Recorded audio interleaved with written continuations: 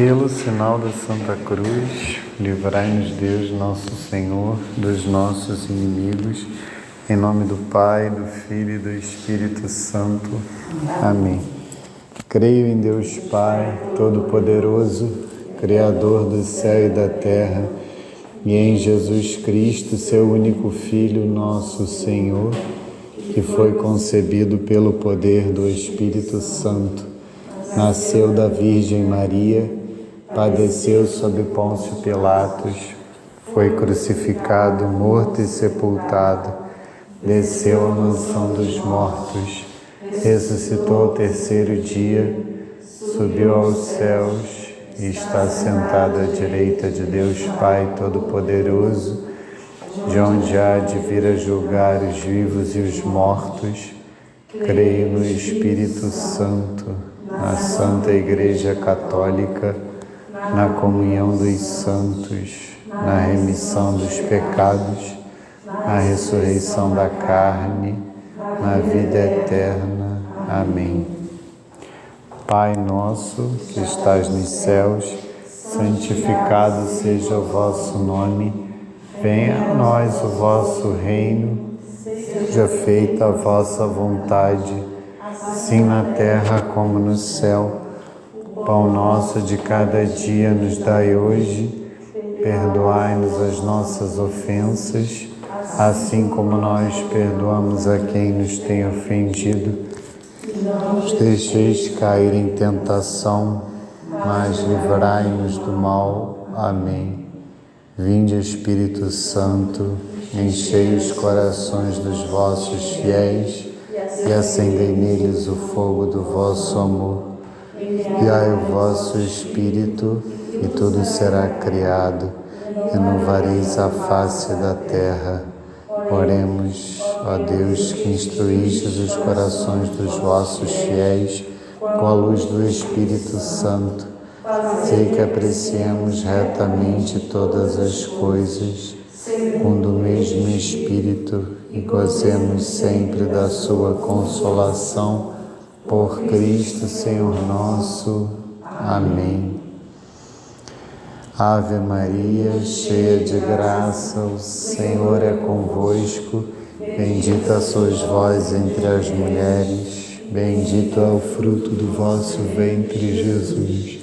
Maria, Mãe de Deus, rogai por nós, pecadores, agora e na hora de nossa morte. Amém.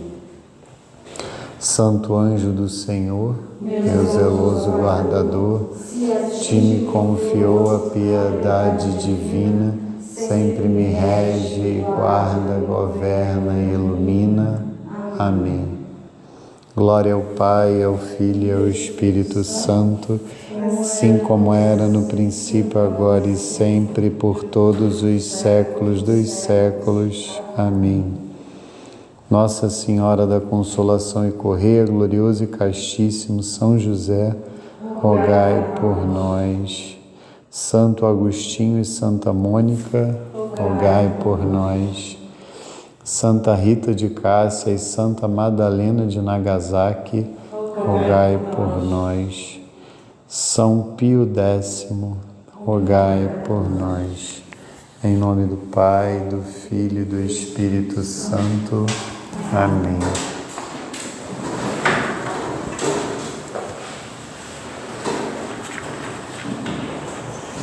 Deixa eu só botar aqui no quadro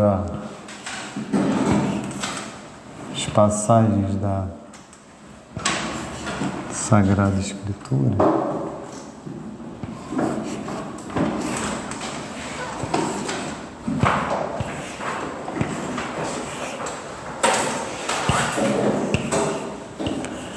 São as mesmas de semana passada. Então, boa tarde a todos. Nós hoje continuaremos as catequeses sobre a catequese sobre a criação. Teremos a segunda catequese sobre a criação, de um total de 3. Na aula que vem nós falaremos sobre a a queda, né, dos anjos e do homem no pecado original. E na aula de hoje, na aula passada, nós falamos, além de falarmos da onipotência divina, né, falarmos de Deus como todo-poderoso, nós também falamos da primeira parte da criação, falamos do Criador, especialmente, né, dirigimos o nosso olhar para Deus, né, Deus enquanto Criador. E hoje nós falaremos mais propriamente da criação.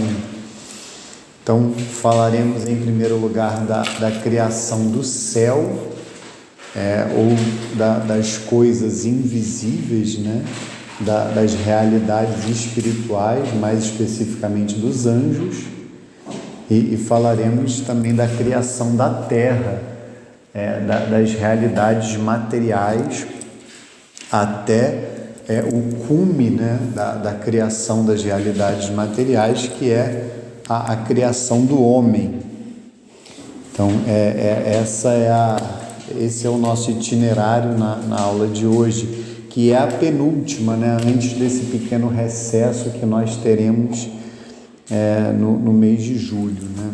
Na aula que vem será a última, nós teremos um pequeno recesso e retornaremos na primeira sexta-feira de agosto, né? Como eu tinha falado na sexta passada. Eu tinha até falado que a gente começaria com o relato, né, o primeiro relato da criação, que é o primeiro capítulo do livro do Gênesis, mas vamos aqui no Catecismo, no parágrafo 325, né, parágrafos, né, 325 a 327, que é o início, né, do que nós falaremos hoje. Eu sempre gosto de introduzir com o catecismo e depois ir para o compêndio. O parágrafo 5, né, dessa sessão, que é a sessão que diz respeito à primeira pessoa da Santíssima Trindade, que é Deus Pai, o céu e a terra. O símbolo dos apóstolos professa que Deus é o Criador do céu e da terra. Símbolo dos apóstolos é esse credo que nós estamos mais acostumados, né, ao qual nós estamos mais acostumados, porque é o credo que nós rezamos em geral na missa dominical. E o símbolo niceno-constantinopolitano explicita do universo visível e invisível, ou das coisas visíveis e invisíveis. Então são sinônimos, tá? Quando nós falamos do Criador do céu e da terra, isto significa das coisas visíveis e invisíveis. Na realidade, céu equivale às coisas invisíveis e terra às coisas visíveis, né? O céu é o universo imaterial, né? O universo invisível, e a terra é o universo material, o universo visível. Na Sagrada Escritura, a expressão céu e terra significa tudo aquilo que existe, a criação inteira. Indica também o nexo no interior da criação, que ao mesmo tempo une e distingue céu e terra. A terra é o mundo dos homens. O céu, ou os céus, pode designar o firmamento, mas também o lugar próprio de Deus, vosso Pai nos céus, e por consequência também o céu, que é a glória escatológica, né? A glória do final dos tempos. Escatologia é o ramo da teologia, né, que estuda as realidades últimas. Enfim, a palavra céu indica o lugar das criaturas espirituais, os anjos que estão ao redor de Deus. Fala aqui, fica à vontade. Quando você fala aqui, céu, depois fala céus, existem vários céus ou é um céu só? Então, depende em que sentido você está falando a palavra céu. Por isso é que o catecismo ele vai dizendo os vários sentidos, né? Por exemplo, no Pai Nosso, Se você reza o Pai Nosso em latim, você vê que na primeira vez em que a gente fala a palavra céu, Pai Nosso que está nos céus, né? E na segunda vez, seja feita a vossa vontade, assim na terra como no céu, aí é no singular. Então, quando a gente fala da glória escatológica, né? Quando a gente fala da glória do céu, aí é céu no singular, assim como é inferno, purgatório, é céu. Então a gente luta, né, nesta vida para conhecer, amar e servir a Deus, para estar com Ele eternamente no céu. Mas quando nós falamos no plural, né, Pai Nosso que estás nos céus, é porque dentro de nós, né, dentro da nossa alma, há um lugar, né, que inclusive na aula de hoje, no Catecismo, tem um momento em que se fala disso, né? Na nossa alma há um lugar, entre aspas, né? Porque a alma é imaterial, né? A alma é espiritual, né? Então é um lugar, entre aspas, né? Que é chamado de espírito. É aquele lugar em que a gente se encontra com Deus, né? Então aí sim você poderia falar é o lugar onde Deus habita, né? Esse mistério da inabitação. Por isso é que Nosso Senhor vai dizer no Evangelho de São João, né? Na casa de meu Pai há muitas moradas, né? Mas o céu é um só, mas Deus Ele vem habitar em nós, Ele faz morada em nós, Ele faz de alguma maneira um céu dentro de nós. Então depende do sentido da palavra céu, mas o céu enquanto glória eterna é no singular, sem dúvida nenhuma. Mas nesse caso, Criador do céu e da terra, não se trata nem do céu enquanto firmamento, o que a gente vê, né, ali, porque o céu enquanto firmamento ele faz parte do universo material, né, porque nós estamos a olhar para o firmamento, né? Então, na realidade, quando nós dizemos que Deus é o Criador do céu, isso diz respeito mais propriamente aos anjos, às coisas que nós não vemos, às criaturas espirituais, como está escrito aqui, no fim do parágrafo 326. Enfim, a palavra céu indica o lugar das criaturas espirituais, os anjos que estão ao redor de Deus. A profissão de fé do Quarto Concílio de Latrão afirma que Deus criou conjuntamente, do nada, desde o início do tempo, ambas as criaturas, a espiritual e a corporal, isto é, os anjos e o mundo terrestre. Em seguida, a criatura humana, que tem algo de ambas, por compor-se de espírito e de corpo. Então, o homem, ele de alguma maneira, ele une, né, as duas realidades, né, porque o homem ele tem uma dimensão, né, por natureza, né, o homem ele tem uma dimensão corporal e uma dimensão espiritual. Os anjos eles são puros espíritos, eles são puramente espirituais. O anjo não tem corpo. Essas representações que nós vemos na arte dos anjos, evidentemente elas são feitas para que nós possamos contemplar, né, a beleza, né, dos anjos e meditar sobre ela, né, sobre a existência dos anjos, que é uma verdade de fé, como está escrito aqui no parágrafo 328. Como ele é curto, né, eu posso lê-lo. A existência dos anjos é uma verdade de fé, de maneira que o católico ele deve crer na existência dos anjos, ele não pode questionar isto, né, sob pena de cair em heresia. A existência dos seres espirituais não corporais, que a Sagrada Escritura chama habitualmente de anjos, é uma verdade de fé. O testemunho da Escritura a respeito é tão claro quanto a unanimidade da tradição. E realmente seria absurdo um católico questionar a existência dos anjos, porque a presença dos anjos na Sagrada Escritura é enorme, né? Isto é confirmado pela Sagrada Tradição, como nós vimos em aulas anteriores. O católico ele não tem como fonte, né, da transmissão da revelação divina apenas a Bíblia, apenas a Sagrada Escritura, mas também a Sagrada Tradição, tudo aquilo que foi transmitido na vida da igreja, né, oralmente, na liturgia, nas instituições da igreja. Para homenagear o nosso pai Santo Agostinho, no parágrafo 329, ele tem uma frase muito boa, né, sobre quem são os anjos, porque na realidade, quando a gente chama os anjos de anjos, isso não é propriamente algo que diz respeito a quem eles são, mas sim ao que eles fazem.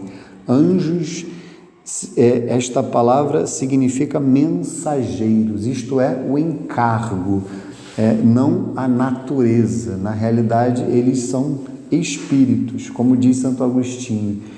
Santo Agostinho diz a respeito deles: anjo mensageiro é designação de encargo, não de natureza. Se perguntares pela designação da natureza, é um espírito. Se perguntares pelo encargo, é um anjo. É espírito por aquilo que é anjo por aquilo que faz. Por todo o seu ser, os anjos são servidores e mensageiros de Deus, porque contemplam sem cessar a face do meu Pai que está nos céus. São heróis fortes que executam suas ordens, obedecendo sua palavra. Como criaturas puramente espirituais, são dotados de inteligência e de vontade. São criaturas pessoais e imortais. Superam em perfeição todas as criaturas visíveis. Disto dá testemunho o brilho de sua glória. E isso é notório na Escritura também. Sempre que um anjo aparece, né, com exceção da aparição de São Gabriel para Nossa Senhora, na qual é ele que presta reverência a ela, né, ave cheia de graça. Em todas as demais aparições são os homens que ficam amedrontados diante do anjo, né? Na aparição de São Gabriel, arcanjo a Nossa Senhora, é ele que se amedronta diante dela, porque de fato ela é a rainha dos anjos, né? Ela está acima. Mas com exceção de Nossa Senhora, os anjos são mais perfeitos que as criaturas visíveis. Os anjos estão acima, eles também são criados, né? Também foram criados à imagem e semelhança de Deus, porque eles têm inteligência e vontade, como está escrito aqui. Então, são criaturas pessoais, né? Não são coisas, né? São pessoas, mas são puramente espirituais. Já houve discussão sobre isso na história da Igreja, não é uma questão de fé, né? Os teólogos já debateram a respeito disso, mas prevalece na Igreja a posição de Santo Tomás de Aquino, né? Que inclusive o catecismo assume, né? Quase como doutrina, né? Quase como doutrina o catecismo assume. Por isso é que Santo Tomás de Aquino inclusive é chamado de doutor angélico, né? Porque a sua doutrina sobre os anjos ela foi assumida pela Igreja. Mas já houve debate na época, inclusive São Boaventura debatia com Santo Tomás. Alguns teólogos entendiam que os anjos tinham algum tipo de corpo, mas Santo Tomás era da posição de que eles não têm corpo, né? E prevalece essa posição, tanto que o catecismo nem coloca isso em questão, já afirma que são puramente espirituais. E depois eu recomendo que vocês leiam essas outras partes, né, que fala da presença dos anjos na Escritura, né? O catecismo aqui vai colocar várias passagens, se vocês olharem o rodapé, várias passagens da Escritura em que os anjos estão presentes, várias passagens da vida de Nosso Senhor Jesus Cristo, várias passagens da vida da igreja, depois nessa parte aqui, os anjos na vida da igreja. É fundamental que vocês leiam o catecismo, eu já falei isso várias vezes, né? É fundamental que vocês leiam o catecismo em casa, tá? Então, fala. Já houve um testemunho de alguém que faz Cristo de Nossa Senhora, que um anjo apareceu para ele, assim, tipo, ele não via rosto, disse que era enorme, tipo assim, tipo uma luz do lado. Eu conheci no Rio de Janeiro, em vários lugares, disse que um anjo sentou do lado dele, lá em Aparecida. Não tem rosto, mas que é enorme, tipo uma luz, uma pessoa. Isso também não é impossível. Quando eu falo que o anjo não tem corpo, né? Ele não via rosto.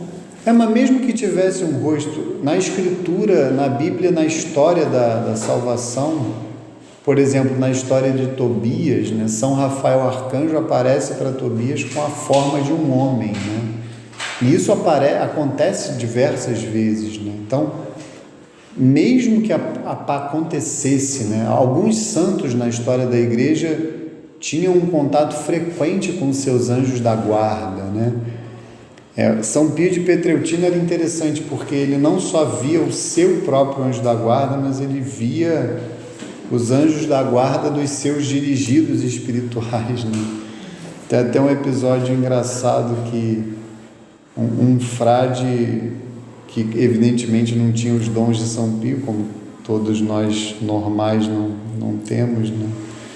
Ele se sentou ao lado de São Pio, assim, porque aparentemente achou que ele estava sozinho, e São Pio tinha um temperamento forte, falou: você não está vendo aí que eu estou atendendo os anjos da guarda dos meus dirigidos? Porque tinha uma fila de anjos assim esperando para falar com ele. Então ele via os anjos da guarda dele próprio.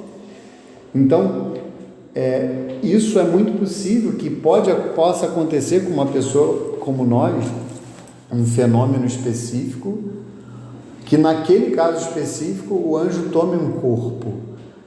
O que não significa que ele tenha corpo, mas ele toma um corpo. Nesse caso ele não teve rosto, mas só para entendermos que como ele é puro espírito, né? De fato é difícil, na realidade é até impossível mensurar, né, o tamanho de um anjo, mas de fato eles são muito grandes, né, nesse sentido. Santo Tomás até vai afirmar, né, não sei exatamente a frase, mas que o menor dos anjos dos céus seria maior do que todo o universo material criado, né? Mas é algo no sentido assim para mostrar a diferença do tamanho de um anjo para o nosso tamanho, né? Mas realmente, a gente vai falar daqui a pouco, mas há 9 hierarquias angélicas, né? E o anjo da guarda, ele está na primeira hierarquia. Ele é como se fosse um soldado, né? Os arcanjos são a segunda hierarquia. Lúcifer estava na maior hierarquia, né, angélica, antes de se revoltar contra Deus, evidentemente. Mas na Escritura fala-se, né, quando a gente lê as cartas de São Paulo e alguns livros, né, mas fala-se, por exemplo, dos tronos, das virtudes, das potestades, dominações, os serafins, os querubins. Então, quando você soma todas essas hierarquias, você chega a 9, né, no total, considerando os anjos e os arcanjos, né? Então, são 9 hierarquias angélicas. Mas é claro, aquela com quem nós mais convivemos, e o detalhe dessa aula, né, aquilo que eu falo sempre para vocês, a catequese ela não é um conhecimento simplesmente, ela tem que fazer diferença na nossa vida prática, né? O detalhe dessa parte da aula é que nós tenhamos mais atenção, e por isso inclusive nós rezamos a oração do anjo da guarda no início de cada aula, né? Porque quando eu rezo a oração do anjo da guarda, na realidade eu estou pedindo o auxílio do meu anjo da guarda para que ele me ajude, porque ele está aqui. E não só ele, né? Tem demônios aqui que não querem que eu fale o que eu tenho que falar e não querem que vocês ouçam o que vocês têm que ouvir. E também não querem que vocês aceitem o que vocês têm que aceitar para mudar de vida, né? E eu também, porque eu também tenho que mudar de vida em muitos aspectos. Então, quando eu rezo a oração do anjo da guarda, eu peço auxílio para que ele me ajude a falar o que eu tenho que falar e que vocês ouçam o que vocês têm que ouvir, mas principalmente acolham no coração, na alma de vocês. Então, o anjo da guarda está aí sentado com vocês. Então, vocês não podem negligenciar o anjo da guarda de vocês. Ele tem que ser o melhor amigo de vocês. Ele fica... E a proporção é como se fosse... Imaginem se Deus confiasse vocês assim, uma missão de cuidar de uma formiga até o resto da vida dela. A proporção é como se fosse essa, né? Imaginem o que seria isso, né? E é isso o que é o anjo a missão que Deus dá para o anjo da guarda tomar conta de nós, né? E a missão dele é nos levar para o céu, né? É salvar as nossas almas, né? E nos levar para o céu consiste também em impedir que nós sejamos condenados ao inferno, ao passo que a missão do demônio é nos levar para o inferno, né? É para isso que o demônio não existe, para isso que ele existe, né? Ele foi criado por Deus como anjo, né? Ele não foi criado para isso, mas ele se corrompeu e ele age hoje para nos levar para o inferno. Essa é a única missão, né? O trabalho de um demônio é nos levar para o inferno, né? Por ódio a Deus, né? E o nosso anjo da guarda, ele quer nos levar para o céu. Como é que a gente vai ignorar essa presença?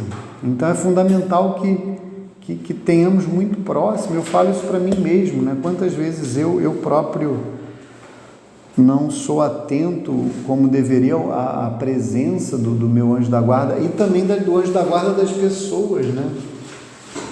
Aí eu falei de São Pio, São José Maria Escrivá tinha esse hábito muito bom, né? De saudar o anjo da guarda das pessoas com quem ele ia se encontrar, né? Claro que não de maneira audível, né? Senão ele ia para o Pinel, né? Mas ele ia, por exemplo, se encontrar com alguém, né?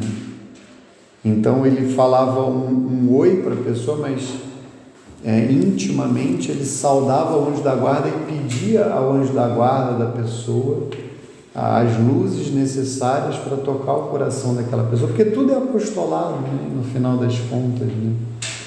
Mesmo que a gente às vezes tenha encontros com as pessoas pelas mais diversas razões, mas no nosso coração tem que estar o apostolado, né? A gente tem que estar ali para levar as pessoas para Deus, senão a vida não tem sentido, sabe? O propósito tem que ser sempre levar Deus para as pessoas. Então, os anjos da guarda, eles estão ali para isso, né? Então, vamos aqui na pergunta 59 do compêndio, que vai falar, nas 3 primeiras perguntas que eu lerei na sequência, vai falar justamente desta questão dos anjos, né? O que Deus criou?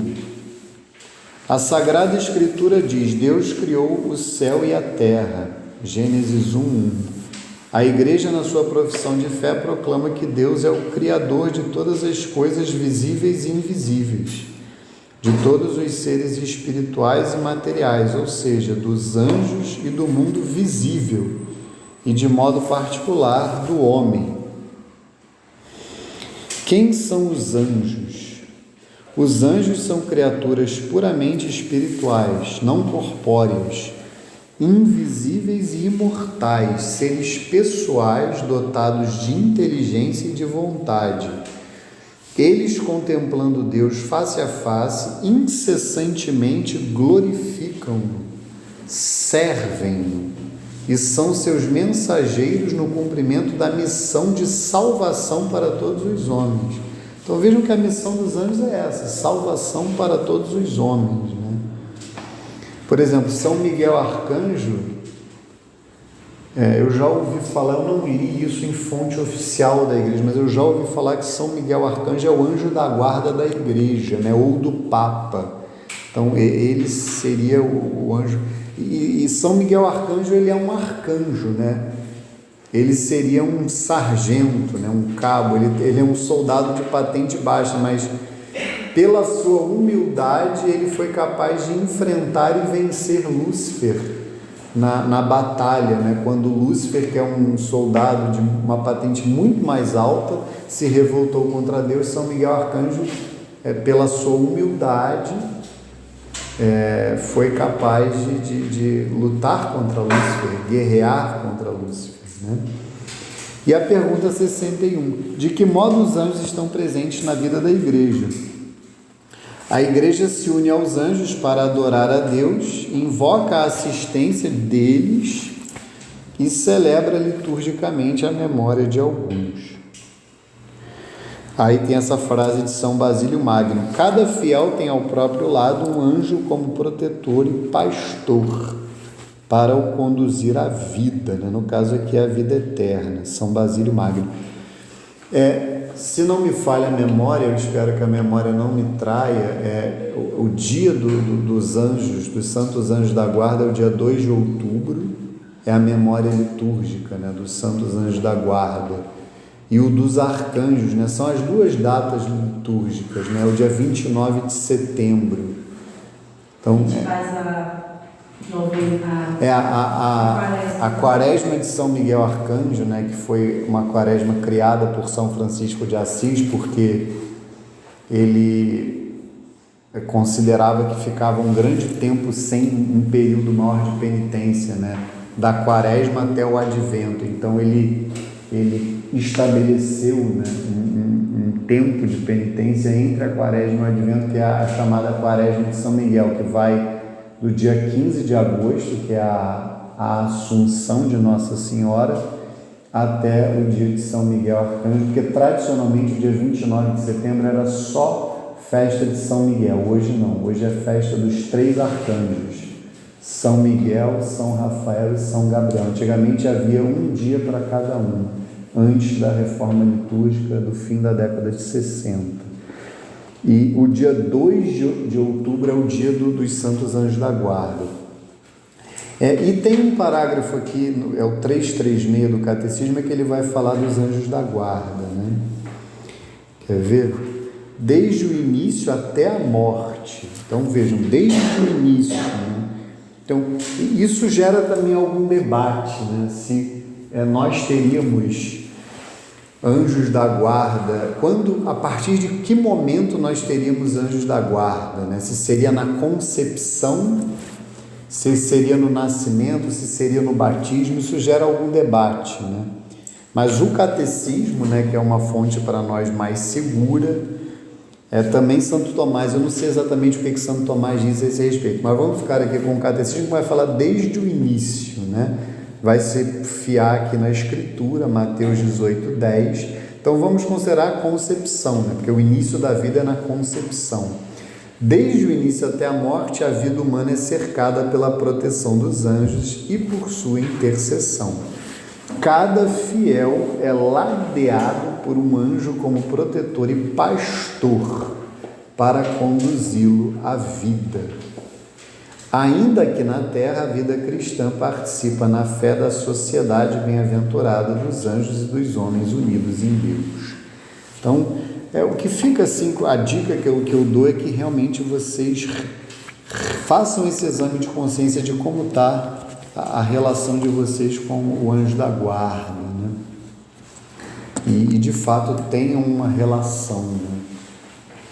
Além daquela oração que a gente tem que fazer todos os dias, se possível mais de uma vez, né, que é essa que a gente faz aqui: Santo anjo do Senhor, meu zeloso guardador, se a ti me confio a piedade divina, sempre me rege e guarda, governe e ilumina.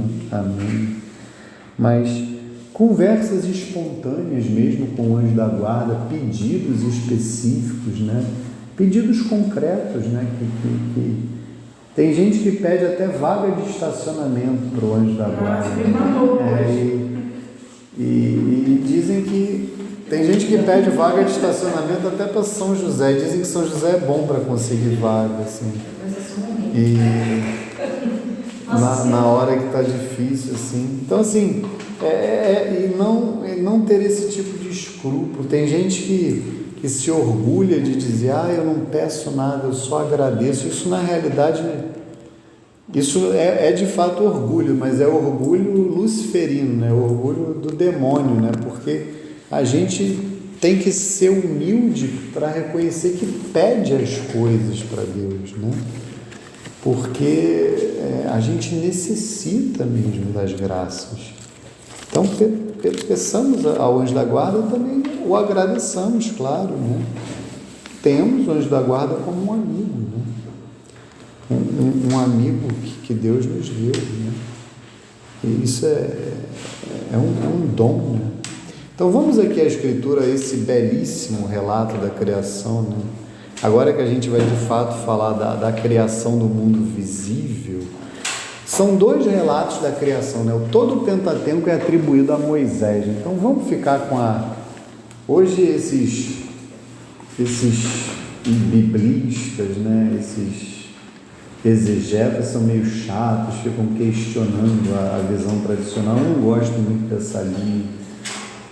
Eu prefiro ficar com a linha mais tradicional, que sempre considerou Moisés o autor do Pentateuco, Davi é o autor dos Salmos, sabe?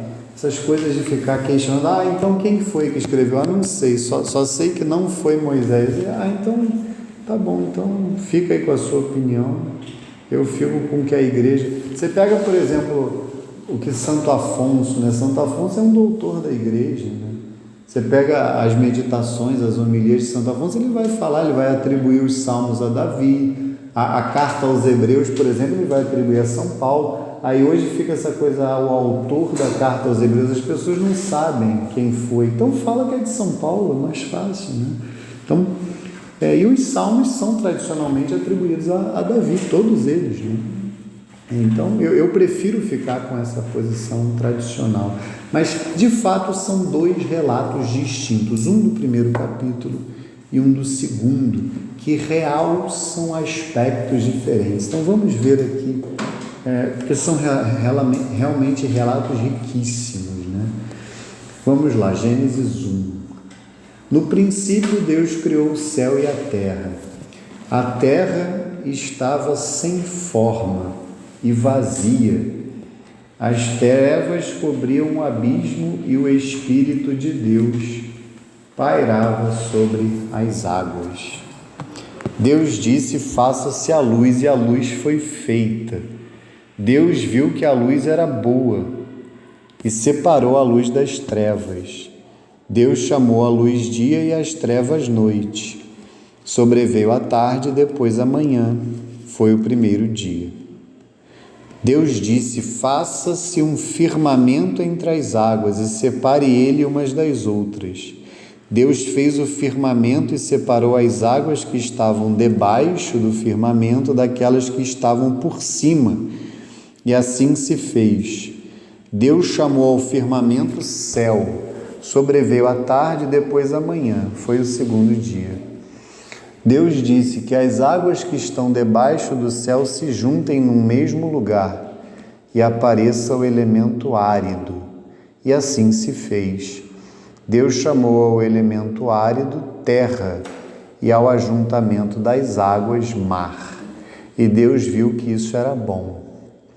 Deus disse, produza a terra plantas, ervas que contenham semente e árvores frutíferas que deem fruto segundo a sua espécie, e o fruto contém a sua semente, e assim foi feito. A terra produziu plantas, ervas que contêm semente segundo a sua espécie, e árvores que produzem fruto segundo a sua espécie, contendo o fruto a sua semente. E Deus viu que isso era bom. Sobreveio a tarde e depois a manhã. Foi o terceiro dia.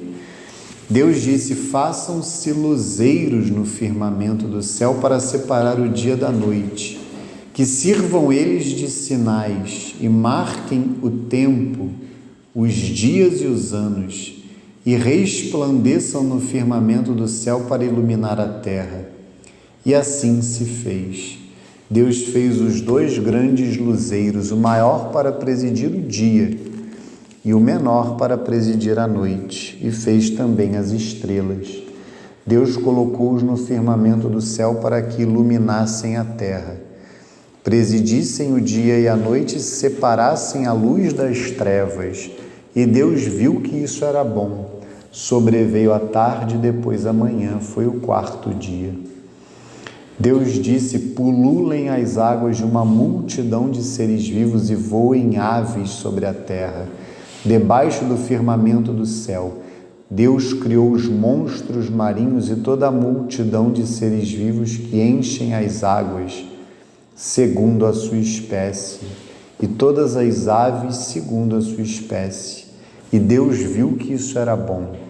E Deus os abençoou. Frutificai, disse ele, multiplicai-vos, e enchei as águas do mar, e que as aves se multipliquem sobre a terra. Sobreveio a tarde e depois a manhã. Foi o 5º dia.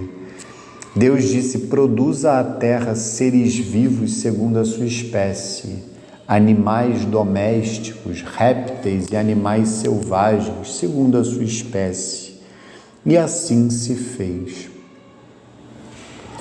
Deus fez os animais selvagens segundo a sua espécie, os animais domésticos igualmente, da mesma forma todos os animais que se arrastam sobre a terra, e Deus viu que isso era bom.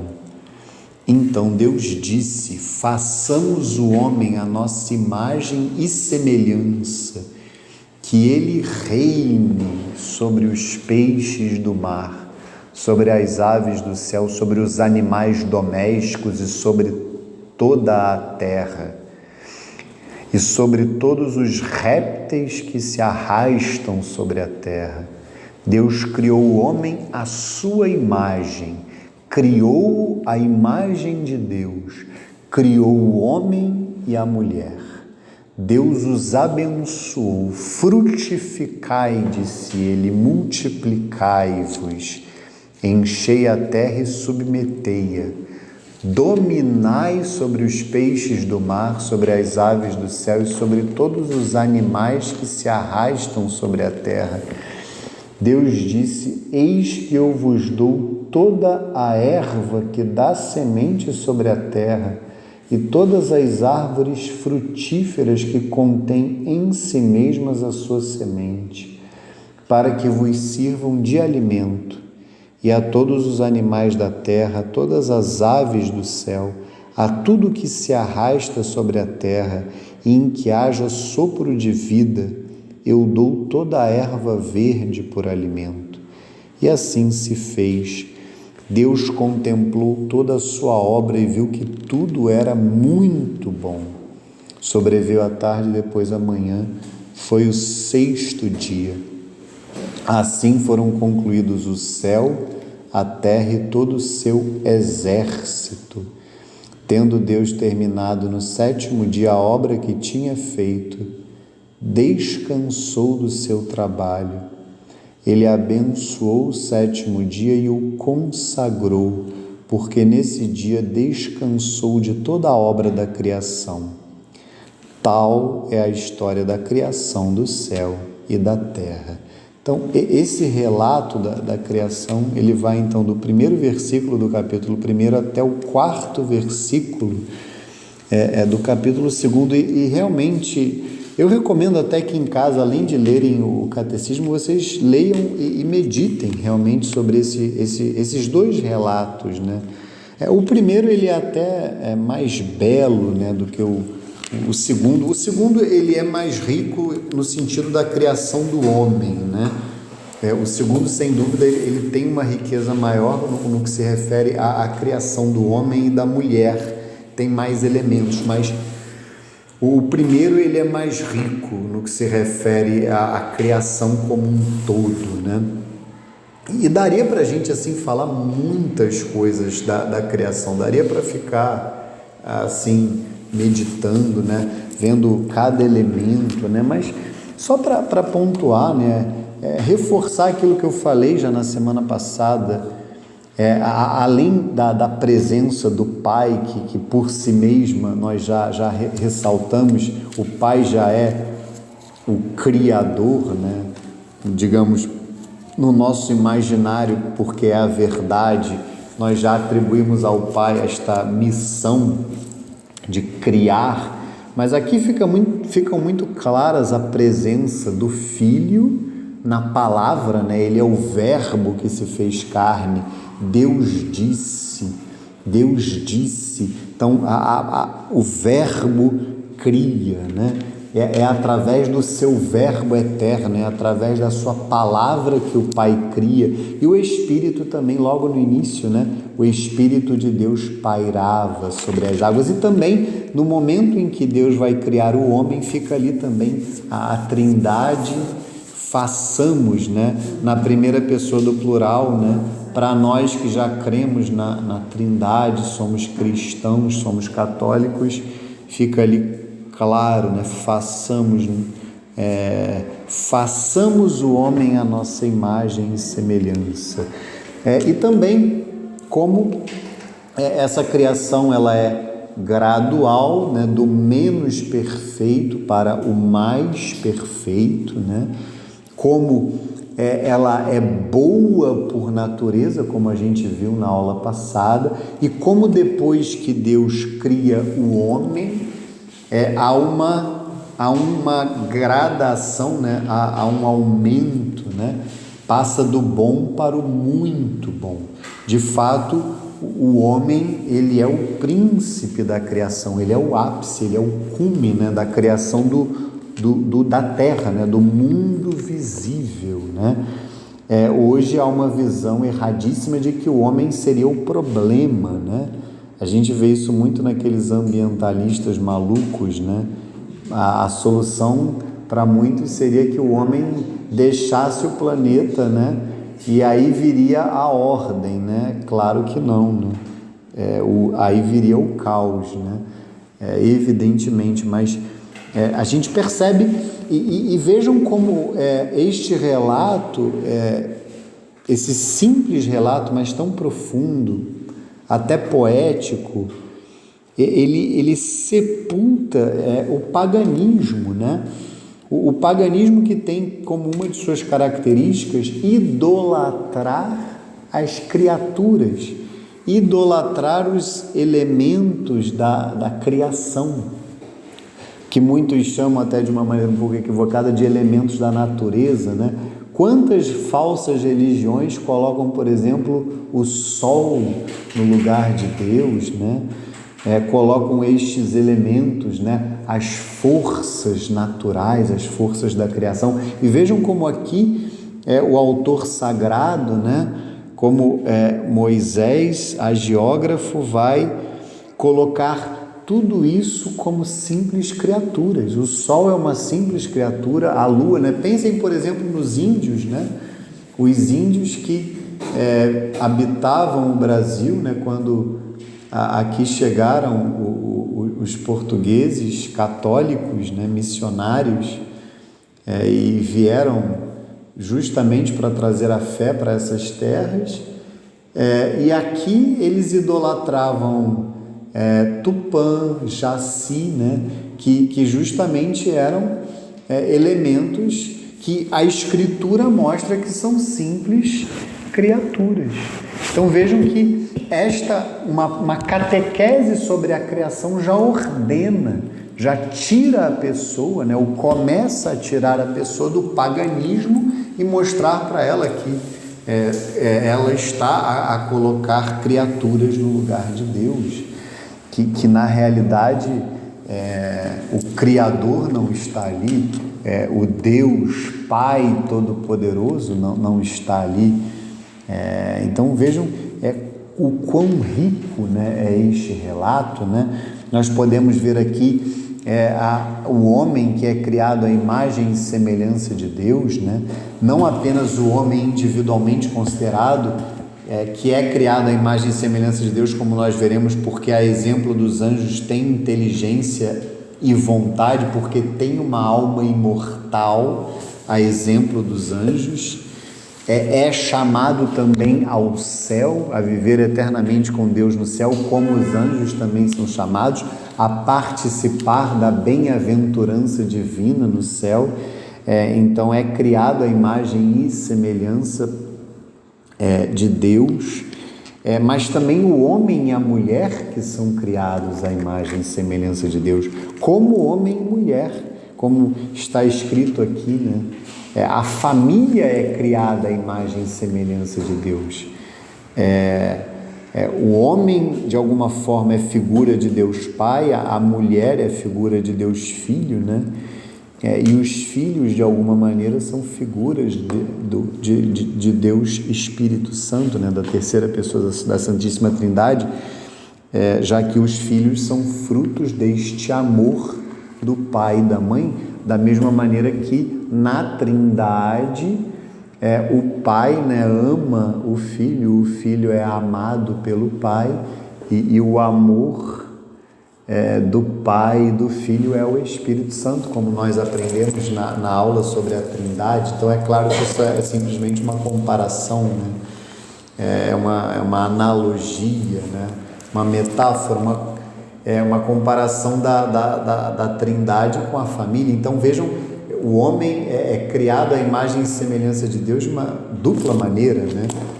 Individualmente considerado, mas também sob a ótica do matrimônio, do casal, da família, e a riqueza que a gente vai ver isso da igual dignidade do homem e da mulher, mas da diferença que há entre o homem e a mulher, a complementaridade que há entre o homem e a mulher, como através desse relato da criação a gente já consegue combater erros que são propagados hoje na sociedade, como o divórcio, como a poligamia ou o poliamor, porque aqui no Brasil, por mais que a poligamia não seja institucionalizada, mas o poliamor Hoje existem cartórios que fazem uniões estáveis de mais de um homem, mais de uma mulher, né?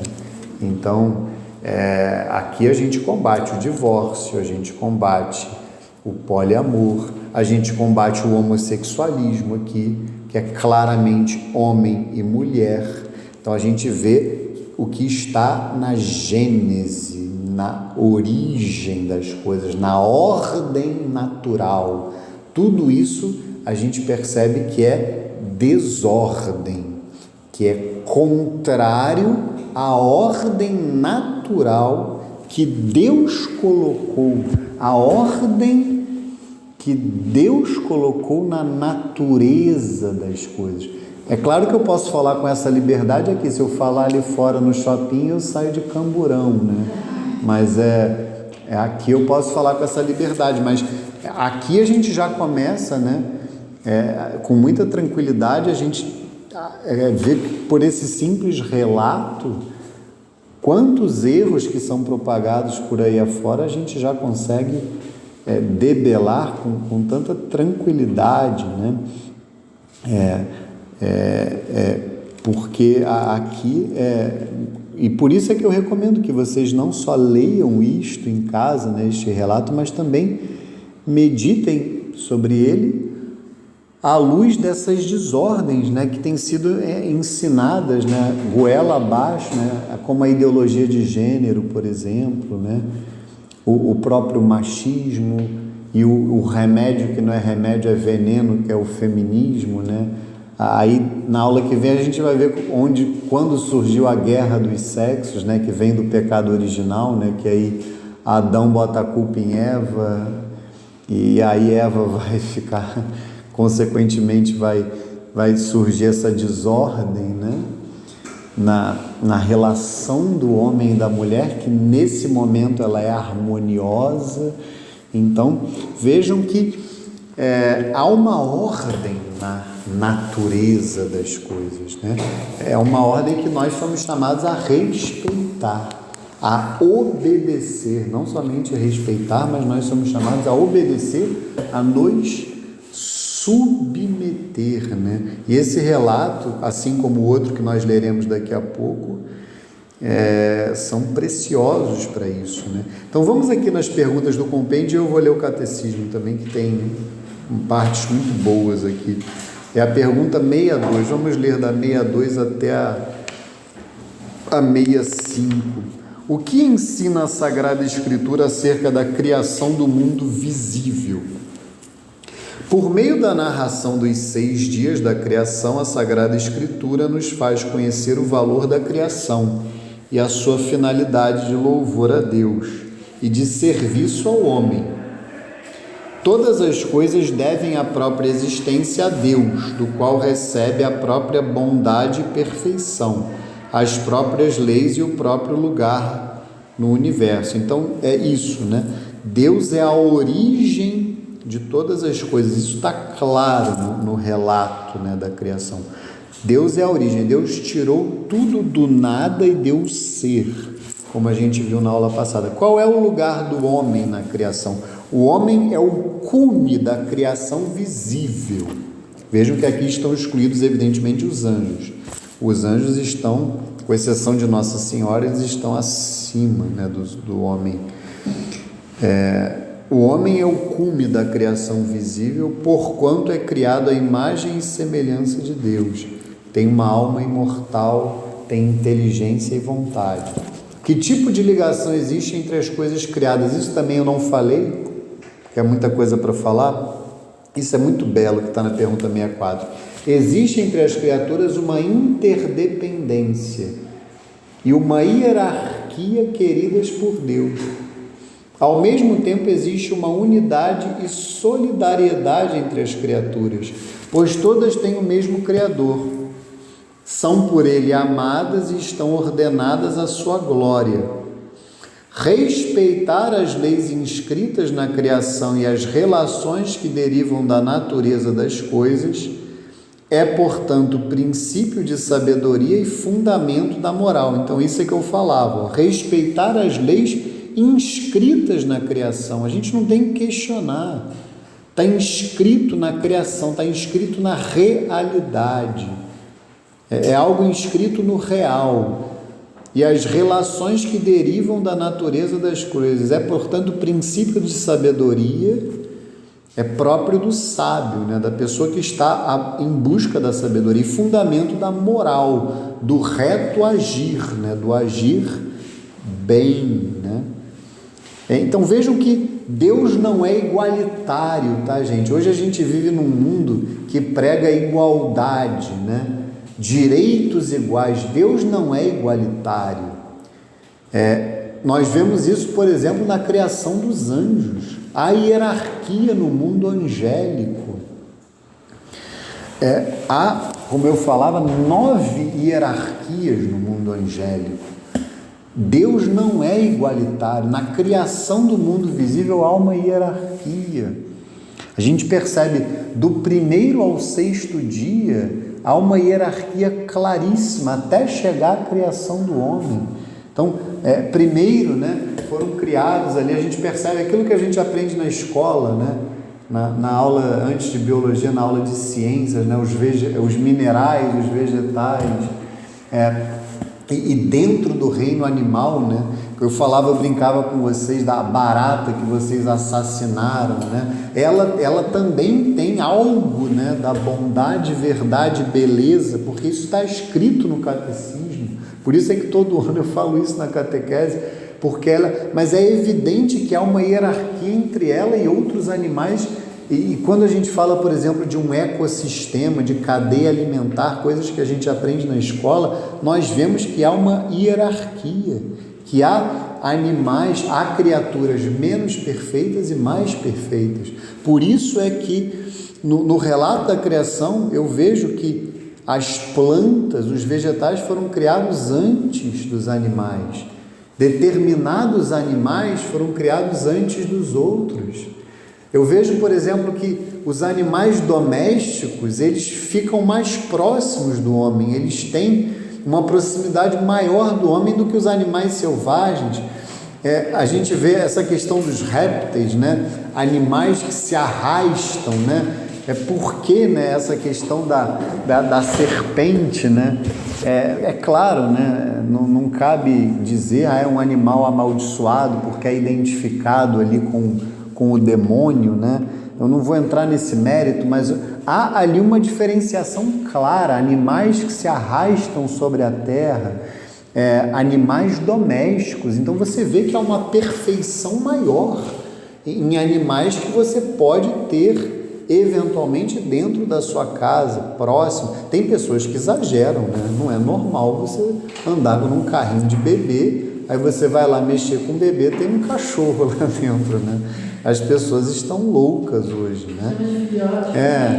Então, as pessoas, elas realmente enlouqueceram com essa coisa do colocar o animal no lugar do ser humano, mas dentro do reino animal, sem dúvida nenhuma, há uma hierarquia. Então, vejam que Deus, ele é hierárquico, ele não é igualitário. Então, toda essa sanha de igualitarismo que a gente vê por aí, ela é anticatólica.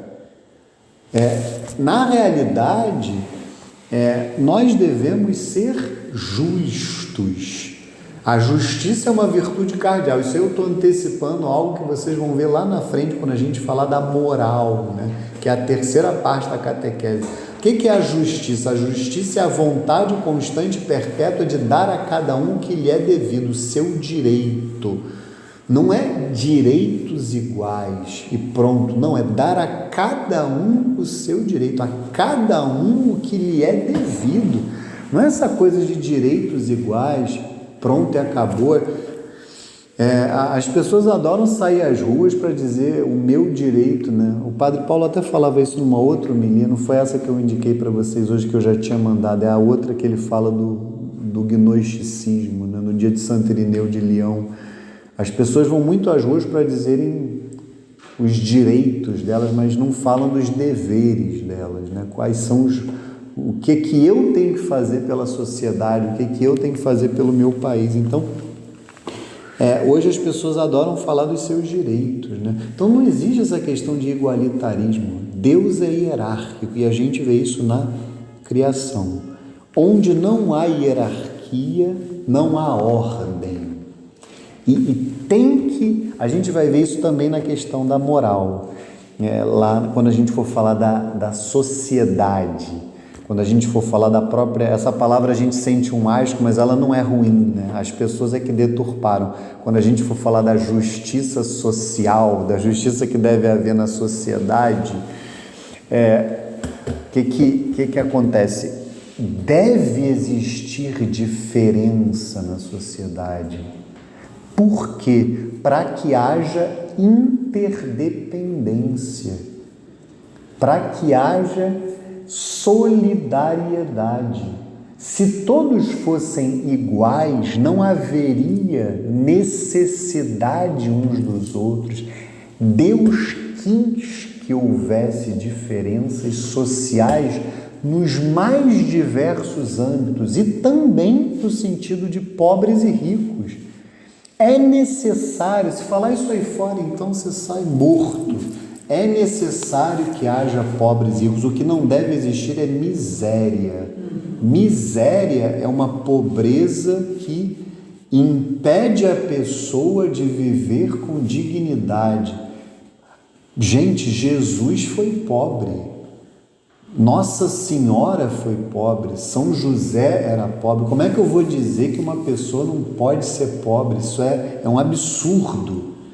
Tem tanta gente por aí que é pobre e vive dignamente, paga as suas contas, os filhos estudam, trabalha e a pessoa é pobre. Então, existir pobreza é uma coisa, existir miséria não pode existir. A pessoa não ter o que vestir, não ter o que comer. Então isso eu só estou falando de um tipo de diferença. Agora existem muitas outras que são mais importantes. Diferença de inteligência. Tem gente que é mais inteligente, tem gente que é menos inteligente. E o que acontece quando há essa diferença? O mais inteligente deveria ser assim, ele vai em socorro do que é menos para ensiná-lo. Existe diferença de cultura, tem gente que sabe, conhece mais e o outro conhece menos, ele vai lá e socorre. Tem diferença aqui de virtude. Isso a gente vê, por exemplo, num casamento, tem uma virtude que um tem mais do que o outro e um socorre o outro. E assim, isso reciprocamente. E a principal diferença que é a santidade, que é a principal, e ninguém está nem aí para essa. Pessoas que são mais santas do que as outras. Essa ninguém fala. As pessoas só querem saber de diferença de dinheiro, porque as pessoas são materialistas. As pessoas só querem saber de dinheiro, independentemente de que lado elas estão, elas só querem saber de dinheiro. E o caráter? Hã? A pessoa nasce com caráter. Caráter? Não, mas caráter aí depende de que sentido você está falando de caráter, né? Porque tem um sentido. A pessoa tem criança, não sei se ela desenvolve depois, mas se já nasce com um desvio assim. Não, mas tem assim. Tem uma forma de se falar de caráter que não necessariamente envolve malícia. Você pode falar de falhas de caráter, e aí você não está a falar de malícia, você está a falar de desordens. Isso todos nós temos, né? São aquelas desordens que cada um de nós vai se olhar no espelho, fazer o seu exame de consciência e vai ver onde o nosso caráter realmente tem as suas principais desordens, né? Quais são as nossas paixões mais desordenadas, as nossas misérias, os nossos pecados. Agora, quando você fala de um mau caráter, de malícia, aí já... Não, então, aí não é uma questão de... Eu não diria que é nascer, não, porque não é algo que se nasce. Quando se fala de malícia, aí é algo que ao longo da vida, pessoas que realmente escolhem, decidem livremente seguir o mau caminho, porque senão eu teria uma visão determinista, e não é o caso. A malícia é uma pessoa que já atingiu a idade da razão, que em geral a pessoa chega aos 7 anos de idade, e aí ela já tem a capacidade de pecar, totalmente diferente. Senão eu partiria do pressuposto que já tem pessoas que nascem condenadas ao inferno. Não é o caso, entendeu? Não é o caso. No caso da criança, a partir de 7 anos, ela já pode confessar? Então, já pode e deve confessar. Os pais, inclusive, deveriam incentivar que as crianças já com essa idade recorressem ao sacramento da confissão. Faz muito bem. É o hábito, né, de se confessar com frequência, né? Mas é isso, então, a diferença na criação. Vejam que aqui eu estou falando de diferença social. A diferença social é a diferença que há entre os homens, mas isso diz respeito à criação como um todo. A diferença que há na criação gerará o quê? Interdependência, uma dependência mútua entre as criaturas, de maneira que uma criatura virá em socorro da outra, naquilo que falta. Só que no caso das criaturas isso não é feito por caridade, evidentemente. Deus é que coloca uma ordem na criação. É o que nós vemos nesses documentários aí, a respeito da criação, né? Lá no Discovery, né? Que os ateus acham que aquilo ali é fruto do acaso, e é evidente que não é. Aquilo ali é fruto de uma inteligência criadora. Mas na sociedade humana é claro que nós agiremos com caridade. Pelo amor de Deus, aqui onde nós moramos, né, em geral, as pessoas têm mais do que elas precisam para viver materialmente. Então é um raciocínio muito básico.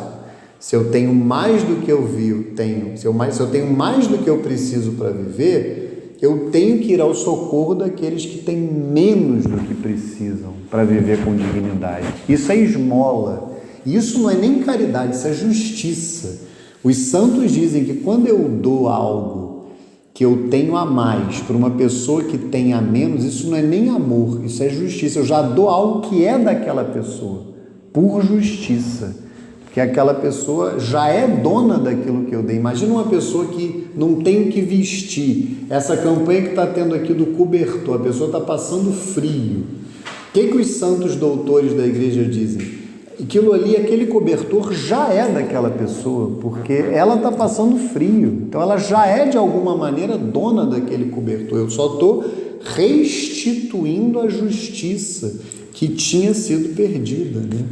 Então, isso é de fato a verdadeira, né, solidariedade, a verdadeira justiça social, e não essa ideológica, né, erradíssima, né, que a gente vê por aí. E a última pergunta é a 65, que relação há entre a obra da criação e da redenção? A redenção é a salvação, né, operada por nosso Senhor Jesus Cristo, pela Santíssima Trindade, mas especialmente por nosso Senhor Jesus Cristo. A obra da criação culmina na obra ainda maior da redenção. Com efeito, esta dá início à nova criação, na qual tudo encontrará seu pleno sentido e seu cumprimento.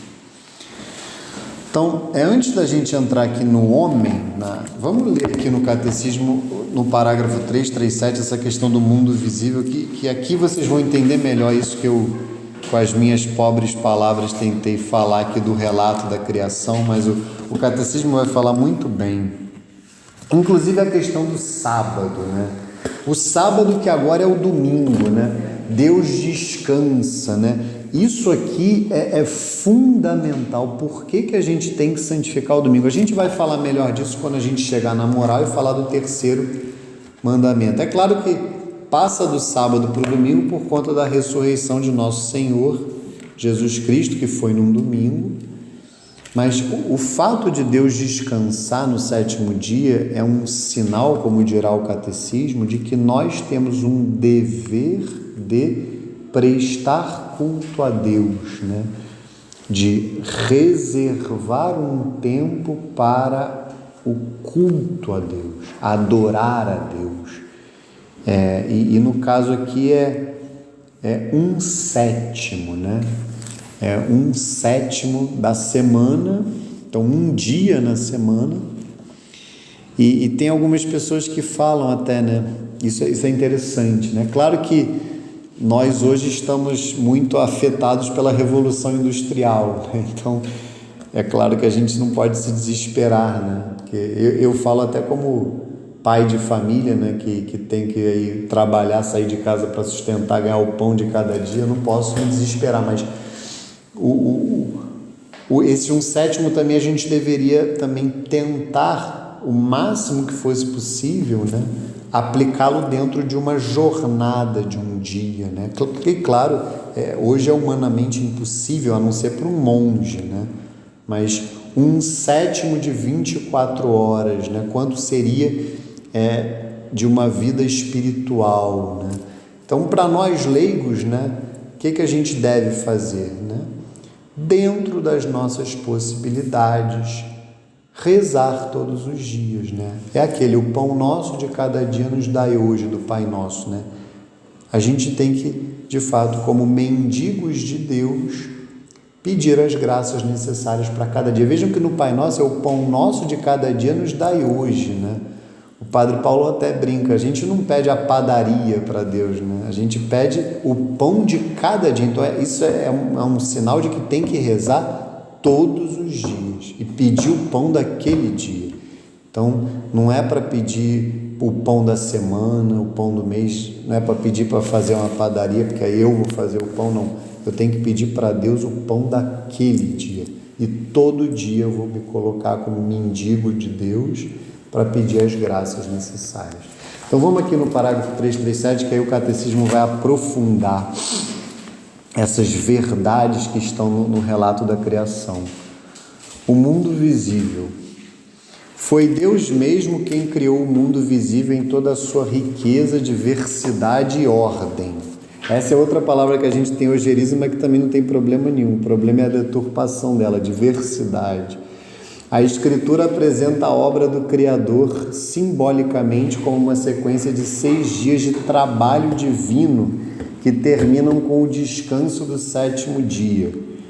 O texto sagrado ensina a respeito da criação verdades reveladas por Deus para a nossa salvação, que permitem reconhecer a natureza profunda da criação, seu valor e sua finalidade, que é a glória de Deus.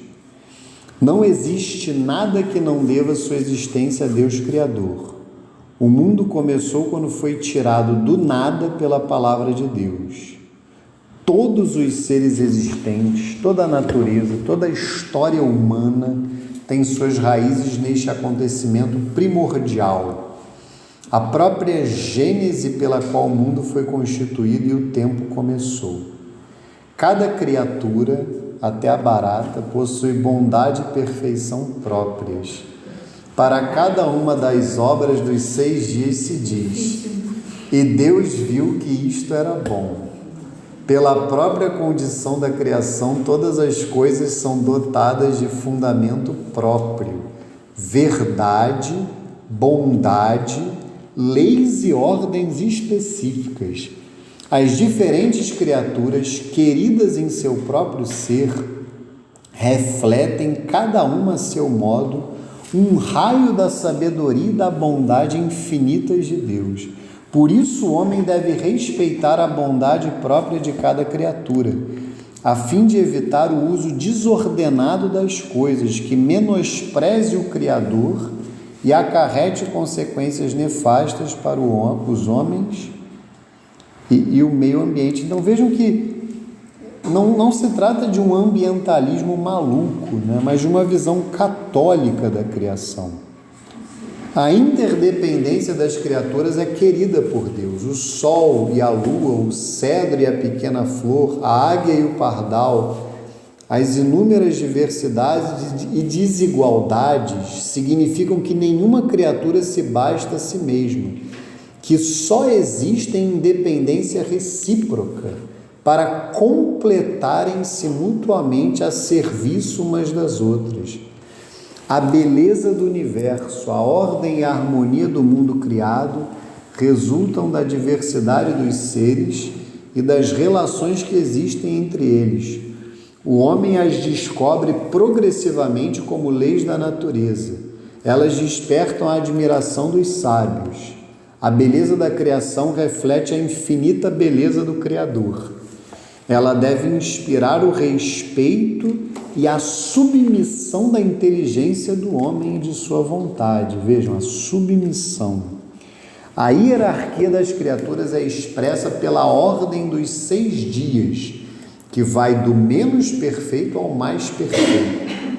Deus ama todas as suas criaturas, cuida de cada uma, até mesmo dos pássaros.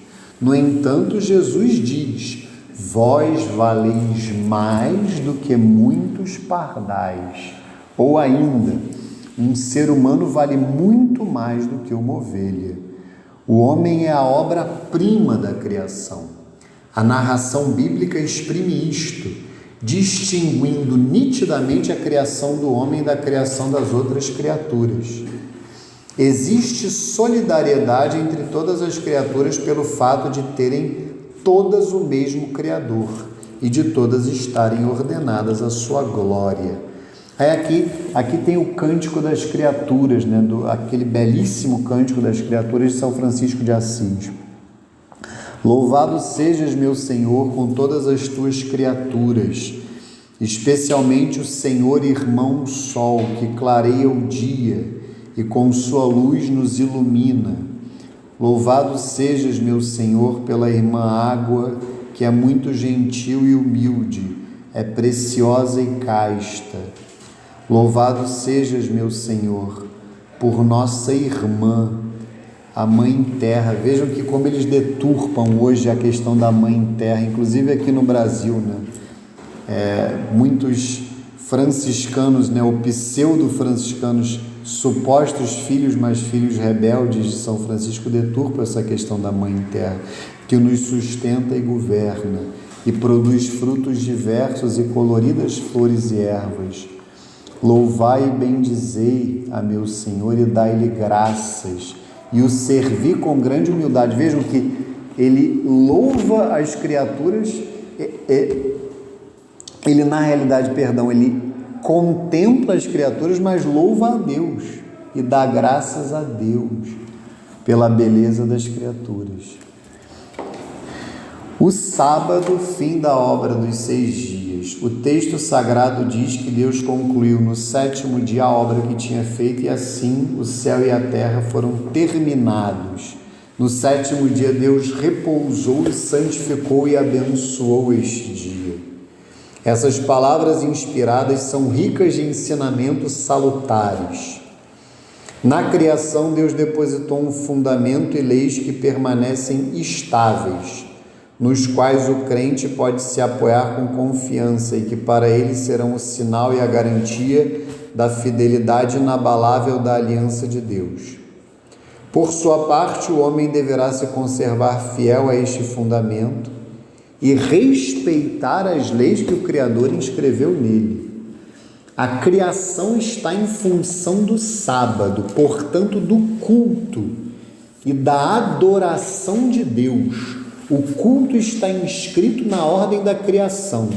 Nada se antepõe à obra de Deus, diz a regra de São Bento, indicando assim a ordem correta das preocupações humanas. Esse é um pouco o lema até lá do site do Padre Paulo, não é exatamente isto, mas Christo nihil preponere, né? Aqui é a obra de Deus, mas ele também fala do nada se antepõe a Cristo, né? Vejam que isso também é uma lição prática para vocês. A semana de vocês ela tem que girar em torno da missa dominical. Não é só o domingo, a semana tem que girar em torno da missa dominical, né? É aquela frase, né, popular, a sabedoria popular, né? Domingo sem missa, semana sem graça. Eu até diria domingo sem missa, vida sem graça, né? São Pio de Petreutina tem uma frase belíssima, né, que ele diz: seria mais fácil para o mundo viver sem o sol do que sem a Santa Missa, né? Claro que é impossível, né, a não ser que Deus fizesse um milagre, né, para o planeta Terra manter a vida sem o sol, né? Mas seria, diz São Pio, ainda mais difícil sem a Santa Missa. Então, vocês também precisam ter isto claro, não apenas, entre aspas, assistir à missa aos domingos, mas que ela seja o centro do domingo, não é aquela correria louca que às vezes a gente fica, eu falo por experiência própria com criança, né? Mas que seja o centro do domingo e o centro da semana. A semana começa no domingo e a missa seja o centro da semana. Tem que ser assim. É o ordenado. O sábado constitui o coração da lei de Israel. Observar os mandamentos é corresponder à sabedoria e à vontade de Deus expressa em sua obra de criação. E aqui no 349 já vai falar do domingo. O 8º dia. Para nós, porém, nasceu um dia novo, o dia da ressurreição de Cristo. O 7º dia encerra a primeira criação. O 8º dia dá início à nova criação. Assim, a obra da criação culmina na obra maior da redenção. A primeira criação encontra seu sentido e seu ponto culminante na nova criação em Cristo, cujo esplendor ultrapassa o da primeira. E aí a gente lê o resumindo e vai para essa parte final da aula que vai focar no homem, e aí a gente lê o segundo relato. Vamos só o resumindo para consolidar aqui, no parágrafo 350. Os anjos são criaturas espirituais que glorificam a Deus sem cessar e servem a seus desígnios salvíficos em relação às demais criaturas. Os anjos cooperam para todos os nossos bens. Isso é importante também, tá? Os nossos anjos da guarda, eles já estão na visão beatífica, tá, gente? Não é que eles estão aqui do nosso lado, assistindo aqui a minha aula simplesmente, mas eles já estão no céu, tendo a visão de Deus face a face, e eles têm essa missão aqui conosco, mas eles já estão salvos diante de Deus no céu e têm essa missão de estar aqui. Então isso é para que nós tenhamos os nossos anjos ainda mais próximos de nós, porque afinal estão, como aqui está escrito, né, glorificam a Deus sem cessar e servem a seus desígnios salvíficos em relação às demais criaturas. Os anjos cercam Cristo, seu Senhor, servem-no particularmente no cumprimento de sua missão salvífica para com os homens. A Igreja venera os anjos que a ajudam em sua peregrinação terrestre e protegem cada ser humano. Deus quis a diversidade de suas criaturas e a bondade própria delas, sua interdependência e ordem. Se o João Willis lê isso aqui, por exemplo, ele vai falar que Deus quis o homossexualismo, o bissexual. Então, essa palavra diversidade, ela não tem problema nenhum nela mesma, mas de acordo com quem lê, vai deturpar. Por isso é que a gente tem que ter muito cuidado com determinadas palavras, né? E principalmente com a interpretação que vai ser dada delas. Por isso é que a nossa base tem que estar muito, muito reta, né? A Escritura, ela é muito clara, né? Homem e mulher os criou, não tem dúvida, e a gente vai ver isso agora. Respeitar as leis inscritas na criação e as relações que derivam da natureza das coisas é princípio de sabedoria e fundamento da moral. Então aí eu já anuncio essa parte, né? Então vamos ler o segundo relato aqui da criação, que é o capítulo 2 do livro do Gênesis, né? Que começa aqui no meio do versículo 4. No meio do versículo 4 do capítulo 2. No tempo em que o Senhor Deus fez a terra e o céu, não existia ainda sobre a terra nenhum arbusto nos campos, nenhuma erva havia ainda brotado nos campos, porque o Senhor Deus não tinha feito chover sobre a terra, nem havia homem que a cultivasse, mas subia da terra um vapor que regava toda a sua superfície. O Senhor Deus formou, pois, o homem do barro da terra, e inspirou-lhe nas narinas o sopro da vida, e o homem se tornou um ser vivente. Então aqui só fazendo um parênteses, aqui é um sinal das duas dimensões do homem, a material e a espiritual. Então o homem foi formado do barro, é o corpo, a dimensão material, e inspirou-lhe nas narinas o sopro da vida, é a alma, é a dimensão espiritual do homem. E a alma torna o homem um ser vivente. Tanto que a morte no sentido espiritual, por mais que haja aí afora outros sentidos de morte, né? Morte cerebral, morte não sei o quê, para efeitos espirituais, a morte é tecnicamente a separação da alma do corpo. Então, o momento da morte é o momento em que a alma se separa do corpo. E nós cremos que no final dos tempos a alma voltará ao corpo e acontecerá a ressurreição da carne. Por isso é que nós sepultamos os corpos. Por isso é que há o funeral. Nós não somos espíritas, por exemplo. Essa visão espírita que despreza o corpo. Ali não tem mais nada. Isso não é uma visão católica. Ali não tem mais nada, acabou, não, porque nós cremos no credo a gente fala, creio na ressurreição da carne. Nós cremos que aqueles restos, por isso é que se faz exumação.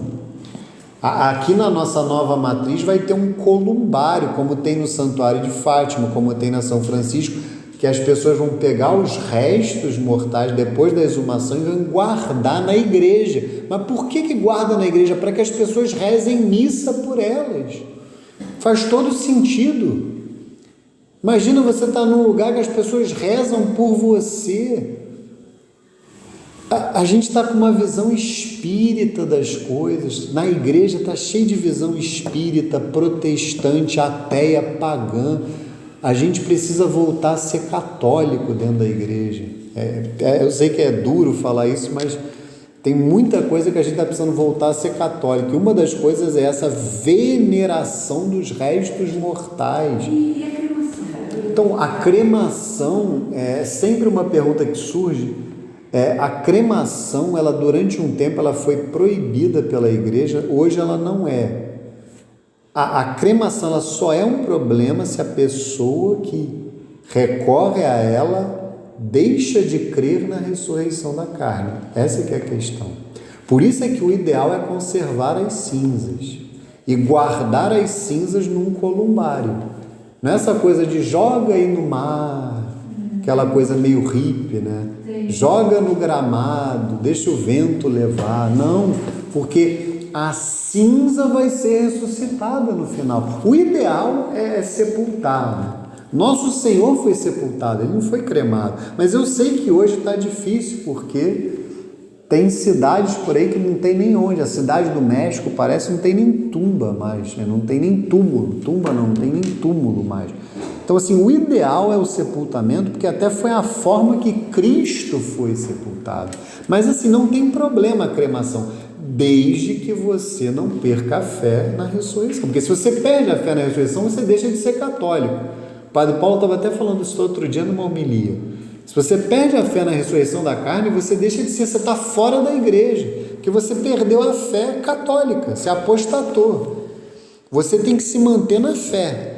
Você tem que crer que aquelas cinzas... Gente, a gente crê que Deus nos tirou do nada e nos deu o ser, que Ele criou a nossa alma do nada. Como é que eu não vou crer? É a aula passada, é a onipotência divina. Eu creio que Deus é todo poderoso. Eu não vou crer que Deus é poderoso o suficiente para juntar as minhas cinzas e me ressuscitar no fim dos tempos? Mas então por isso é que o ideal... É claro, Deus também seria poderoso de juntar de onde elas estiverem mundo afora, mas o ideal é conservar, porque se você conserva num lugar, o que isso significa?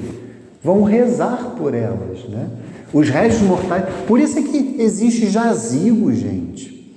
Hoje os cemitérios estão abandonados, mas porque ninguém visita, a gente perdeu esses hábitos de ir lá rezar, levar flor. Hoje tem túmulo que leva um sapato, o coveiro vai lá, leva as coisas, leva o relógio da pessoa. Então, a gente infelizmente perdeu esses hábitos. Então, o columbário na igreja facilita, porque a cidade está perigosa, você vai cruzar a cidade inteira lá. O santuário é uma facilidade, você tem ali, aí vai ter na nossa futura matriz, tem ali na São Francisco. É uma facilidade você trazer para cá, do que ficar lá no São João Batista, no Caju, que são lugares... O Caju, então, é um lugar até perigoso, cheio de favela em volta. Então, assim... É uma facilidade você ter aqui. Mas qual é o sentido disso?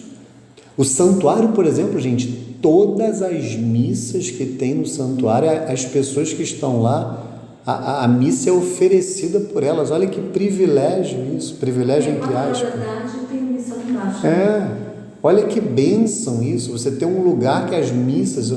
A gente não tem ideia do valor de uma missa. Se você está no purgatório... E eu brinco, né? Hoje a missa de sétimo dia, ela virou uma missa de canonização, né? O padre nem conhece o sujeito que morreu.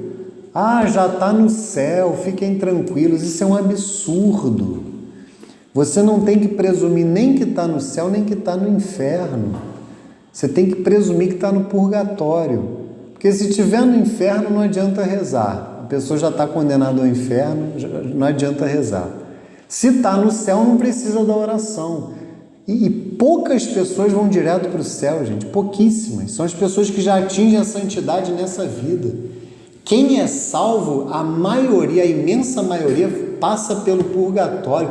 Aí chega o padre lá irresponsavelmente. Fiquem tranquilos, o nosso irmão já está nos braços do Pai.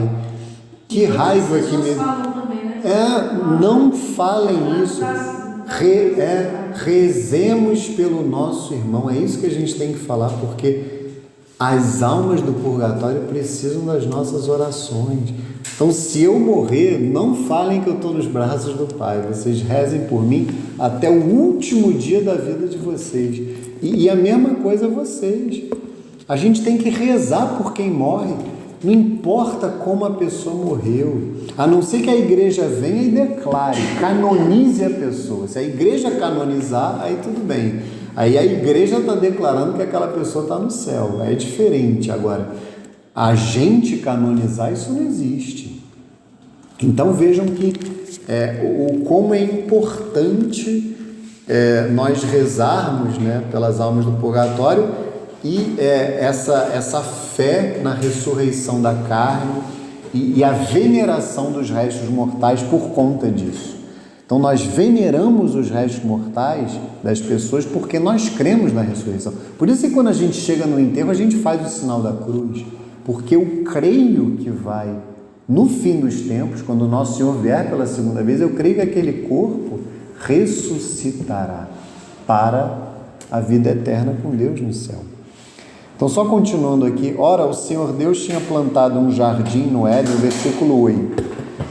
Ora, o Senhor Deus tinha plantado um jardim no Éden do lado do Oriente e colocou nele o homem que havia criado. O Senhor Deus fez brotar da terra toda a sorte de árvores de aspecto agradável e de frutos bons para comer, e a árvore da vida no meio do jardim, e a árvore da ciência do bem e do mal. Um rio saía do Éden para regar o jardim, e dividia-se em seguida em 4 braços. O nome do primeiro é Fison, e é aquele que contorna toda a região de Évila, onde se encontra o ouro. O ouro dessa região é puro. Encontra-se ali também o bidélio e a pedra de ônix.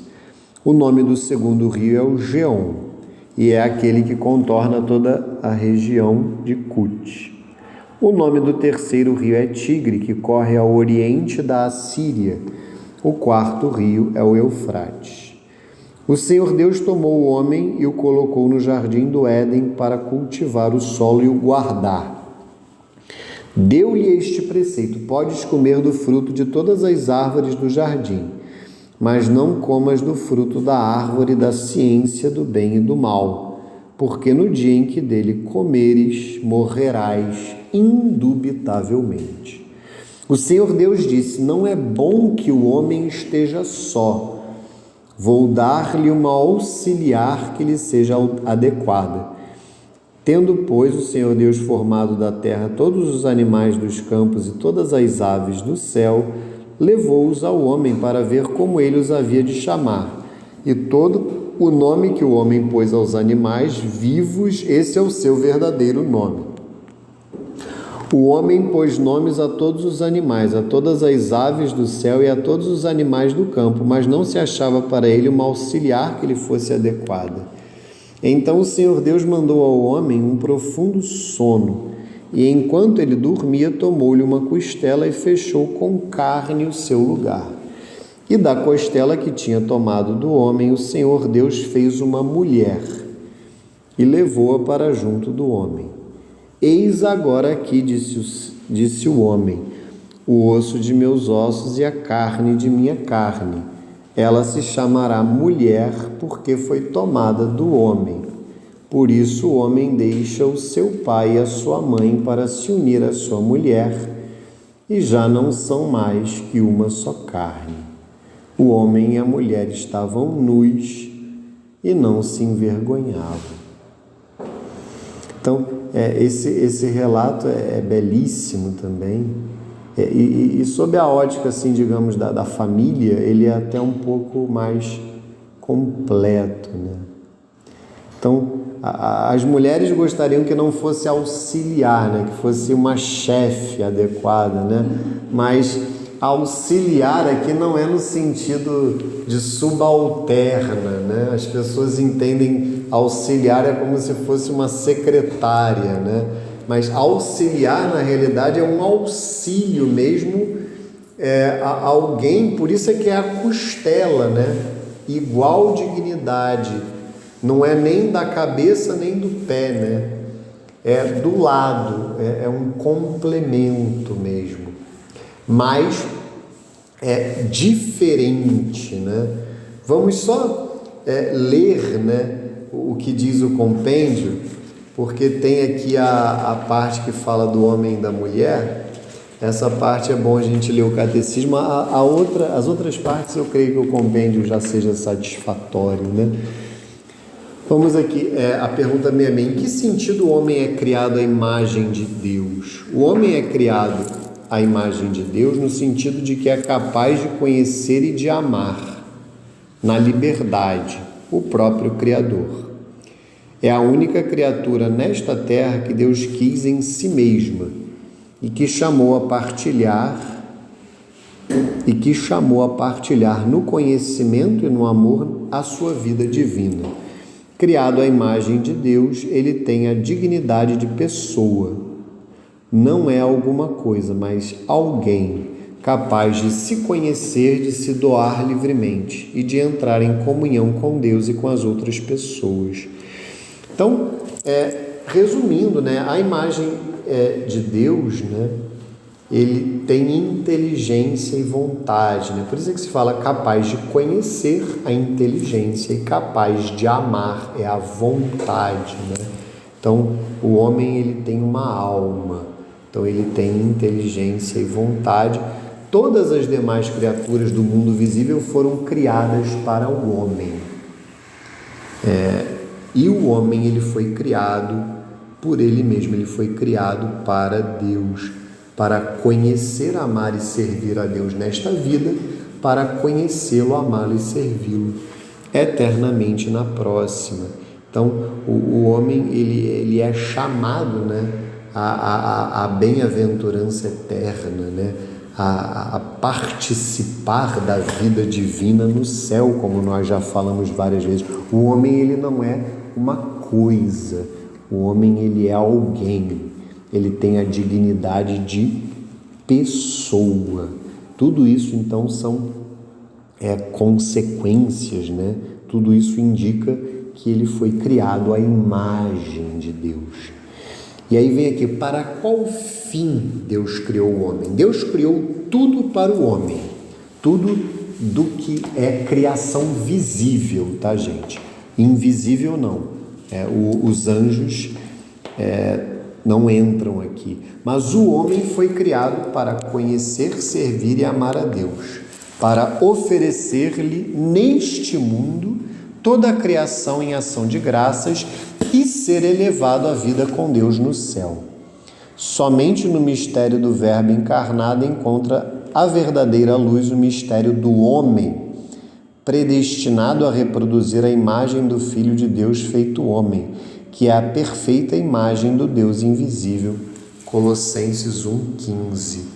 Então, esse é o sentido da nossa vida, né? Como nós já falamos a exaustão, especialmente na primeira aula, né? O sentido da nossa vida é ao final sermos elevados à vida com Deus no céu, né? Esse é o sentido, né? Então a gente tem que estar sempre com os olhos direcionados para o céu, né? Para a vida eterna com Deus no céu. Porque os homens formam uma unidade, né? O que a gente poderia chamar de unidade do gênero humano. Isso é algo também muito deturpado hoje, né? Hoje as pessoas têm essa... Hoje a igreja, não sei se vocês vão entender o que eu vou falar, a igreja ela foi substituída pela ONU, né?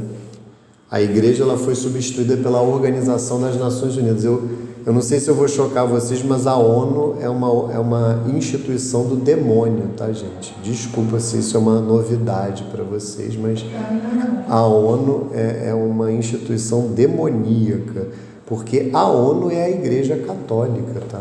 Não existe ONU. Essa coisa, a Igreja Católica ela já desempenha o papel da ONU. Não precisa da ONU. Existe uma instituição global que é chamada a congregar todos os homens nela. E essa instituição é a Santa Igreja Católica. Então, hoje o que a gente vê, né, O que se fala hoje dessa unidade do gênero humano é uma falsa unidade, é uma unidade de índole liberal, maçônica. Por quê? Porque essa unidade não pressupõe a conversão das pessoas à verdadeira fé, à verdadeira religião. E aí está o grande golpe do demônio. Não existe salvação fora de Jesus Cristo. Não existe salvação fora do corpo de Jesus Cristo, que é a Igreja Católica. Então não existe unidade do gênero humano fora do corpo de Jesus Cristo. Por isso é que a gente vê a ONU promovendo o aborto, a gente vê a ONU promovendo as maiores atrocidades mundo afora. Então, e violando a soberania das nações, como a gente vê aqui no Brasil, nos mais diversos assuntos. Eu não preciso entrar em questões polêmicas.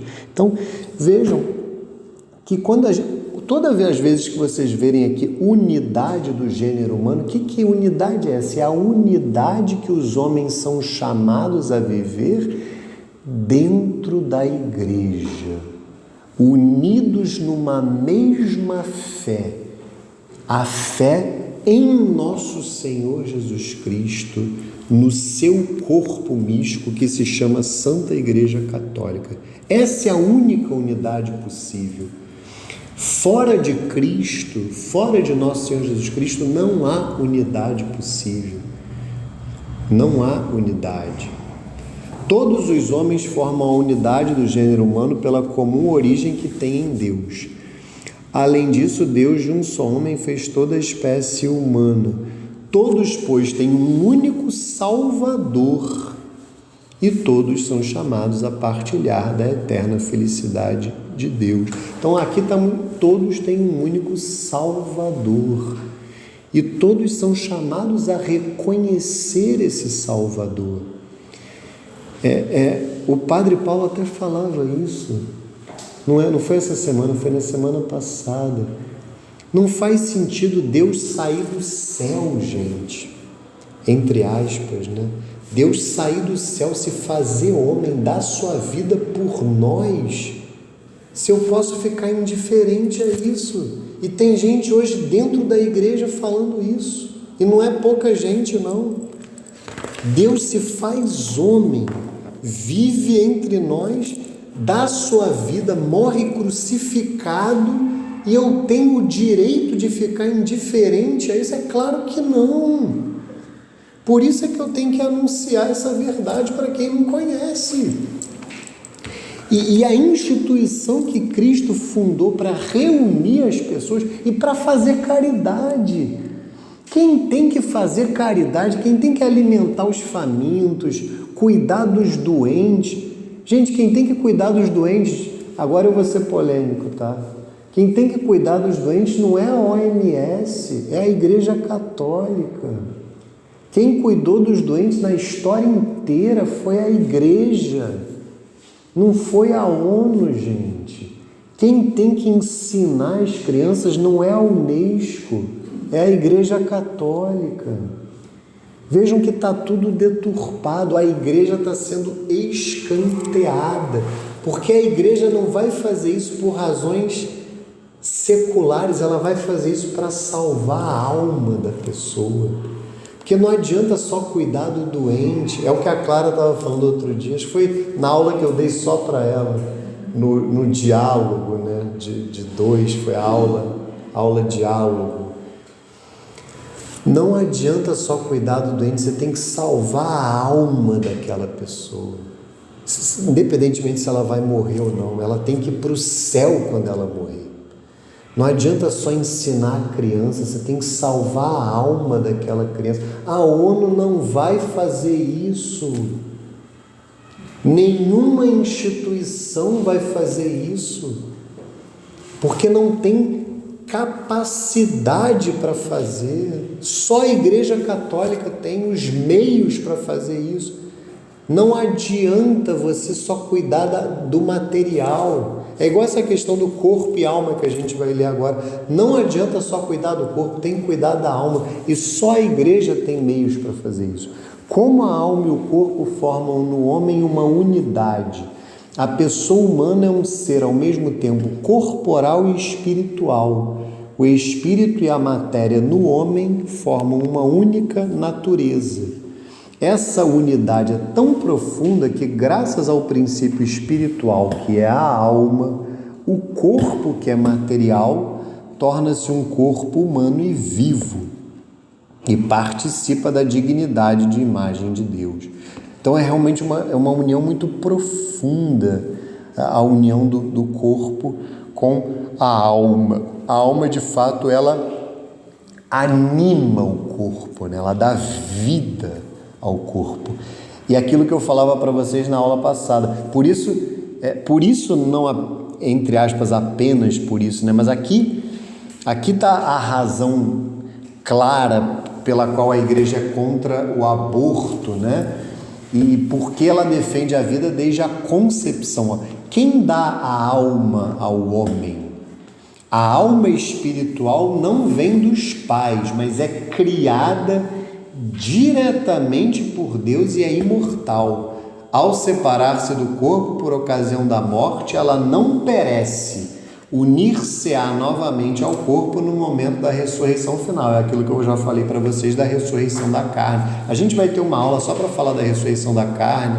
Vocês vão perguntar de novo sobre a cremação, que a aluna adora. Se não forem vocês, vai ter um outro aluno que vai perguntar da cremação, que está na moda, todo mundo... Já deixou meu pai também quer ser cremado. Mas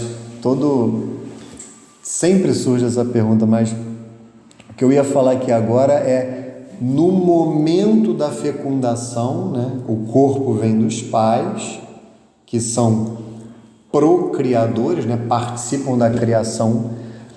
Deus cria a alma. Por isso que a igreja é contra. E muito atenção, porque hoje a gente fala, né, da questão da contracepção, né? E essa é a aula mais polêmica do ano. Eu até brinco que eu boto um camburão ali fora com o Capitão Nascimento para proteger a integridade física do catequista, porque alguns alunos querem bater no catequista, porque a contracepção é algo que muita gente não aceita o que a igreja ensina, né? Mas o que a gente chama hoje de cultura da morte, né? E a gente tem que estudar isso com o coração aberto. Tem determinados métodos contraceptivos que são abortivos, porque eles têm, no mínimo, um plano B para matar o ser humano. Caso não haja contracepção, ele assassina o ser humano depois da fecundação. E tem uns que são abortivos por natureza, como é o caso do DIU, por exemplo. Então não é contracepção, é aborto. Então a gente tem que ter muito cuidado. E assim, aqui eu não estou a falar se a pessoa é culpada de pecado de aborto. Eu estou a falar objetivamente foi pecado de aborto o que aconteceu ali. E isso são seres humanos que são mortos, porque não importa a idade da pessoa, entendeu? Microscopicamente o que aconteceu ali.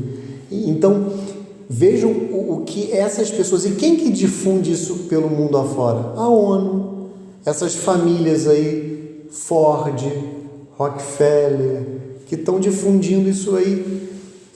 E hoje estão lutando. Vocês sabem que tem, por exemplo, uma DPF no STF para ser julgada, que está para liberar o aborto no Brasil? Então, assim, é uma guerra, sabe, gente? É uma guerra. Eu vou até encerrar, porque essa questão do homem e da mulher eu trato na próxima aula, que a gente vai falar do pecado original, e a gente reza uma Ave Maria, mas assim, a gente está de fato... Você ia falar, Clara? Não, sobre a concepção do método, né? Que tem um óvulo que é fecundado, você deixa congelado. Isso. E aí você vai colocando conforme você... Isso também é. Tem gente que às vezes não consegue a primeira vez secundária, que vai perdendo, né? E aí fica aquilo lá. Então, um dia eu tenho um questionamento. O que se faz com esses ovos fecundados que estão congelados nas pessoas? Não pode, isso aí não pode. A igreja, a moral católica não permite esse tipo de recurso, né? Mas aí você tem que entender qual é o princípio. O filho, ele não é um direito, o filho, ele é um dom, é uma graça. Eu sei que é muito difícil, né? Eu demorei, né? Quando eu me casei, eu demorei 7 meses, não para engravidar, porque quem engravida é a mulher, mas a minha esposa demorou 7 meses para engravidar. Eu já estava angustiado, preocupado que pudesse haver um problema, porque eu realmente fiquei assim, erradamente, até com um certo escrúpulo, porque às vezes você também vai para o extremo oposto, né? De você fica até preocupado de querer dar satisfação para outras pessoas, né? E aí eu não vou entrar nem nesse mérito agora, mas isso é uma outra discussão importante. Mas eu fiquei angustiado. Então eu me coloco no lugar das pessoas que têm dificuldade para ter filho, mas isso não te dá o direito de ter filho. Ninguém tem o direito de ter filho, a qualquer preço e por qualquer método. Então o que a igreja define existe uma maneira de ter filho, que é numa relação conjugal normal. Então, tudo que a ciência mostrou de tratamento de fertilidade, isso é ótimo, desde que sejam tratamentos que permitam que o filho seja gerado através de uma relação conjugal normal. E esse é um ponto que você trouxe que mostra como é desordenado recorrer a tais questões, porque você tem ali seres humanos, independentemente de como eles foram concebidos, que ficam congelados. Então você está ali manipulando vidas humanas. Então, só que realmente as pessoas fazem isso. Mais uma vez, eu não estou julgando as pessoas, porque elas fazem isso por má formação mesmo, elas têm uma ignorância mesmo. Só que aí é que está, quando vem a formação, quando vem a doutrina, a pessoa tem que estar aberta para ver. Eu estou errada. É por isso que quando chegar a parte da moral, a primeira coisa que eu vou dizer para vocês, se vocês se depararem com algo aqui que está diferente da vida de vocês, vocês só podem ter uma certeza: a igreja está certa e vocês estão erradas, porque a igreja ela é infalível em matéria de fé e moral. Isso é certo, assim, porque de fato a igreja ela é inspirada pelo Espírito Santo. Então a gente tem que ter essa docilidade, essa coisa da igreja tem que se atualizar. Não existe isso, eu que tenho que me converter, não é a igreja que tem que se atualizar, porque a moral é a mesma. Mesmo que surjam novas situações, a igreja ela vai se posicionar, mas a moral é a mesma há 2000 anos e não mudou nada, porque é o que a gente leu hoje, está tudo ali inscrito na natureza das coisas por Deus desde sempre. Então vamos rezar uma Ave Maria para entregar e eu vou continuar na próxima aula, que vai ser a última antes do nosso recesso. Em nome do Pai, do Filho e do Espírito Santo. Amém. Ave Maria, cheia de graça, o Senhor é convosco. Bendita sois vós entre as mulheres, bendito é o fruto do vosso ventre, Jesus. Santa Maria, Mãe de Deus, rogai por nós, pecadores, agora e na hora de nossa morte. Amém. Glória ao Pai, ao Filho e ao Espírito Santo, assim como era no princípio, agora e sempre, por todos os séculos dos séculos. Amém. Nossa Senhora da Consolação em Correia, glorioso e castíssimo São José, rogai por nós. Santo Agostinho e Santa Mônica, rogai por nós. Santa Rita de Cássia e Santa Madalena de Nagasaki, rogai por nós. São Pio X, rogai por nós. Santo Anjo do Senhor, zeloso guardador, se a ti me confiou a piedade divina, sempre me rege, guarda, governa e ilumina. Amém. estivemos e sempre estaremos unidos e reunidos em nome do Pai, do Filho e do Espírito Santo. Amém. Fiquem com Deus, até a próxima.